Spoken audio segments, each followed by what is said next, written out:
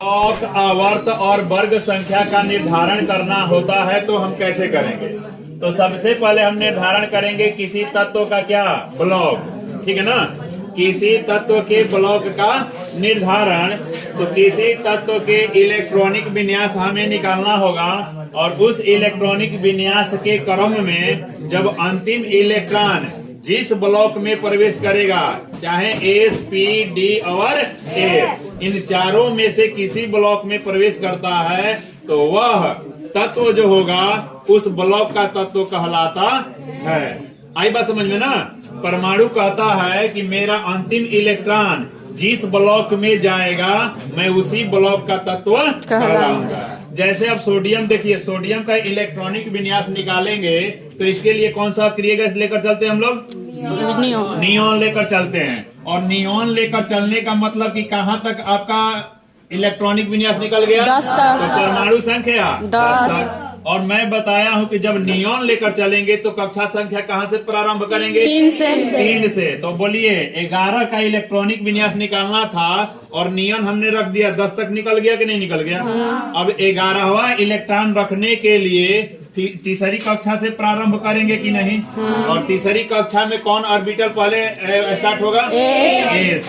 तो S 10 electron यहाँ तक हो गया। कितना इलेक्ट्रॉन बचा है? 1 इलेक्ट्रॉन। तो 1 इलेक्ट्रॉन यहाँ पर रख देंगे कि नहीं? तो अब बोलिए सोडियम परमाणु का अंतिम इलेक्ट्रॉन किस ब्लॉक में प्रवेश किया? तो अतः सोडियम किस ब्लॉक का तत्व कहलाएगा? आई बात समझ में कि नहीं? दिक्कत कोई? चलिए, तो अब इसका हम लोग ब्लॉक क्या लिखेंगे? एस लिख देंगे। उसी प्रकार अगर मान लीजिए कि यहाँ पर पोटेशियम है, चाहे हम लेकर चलते हैं आपका क्या कैल्शियम।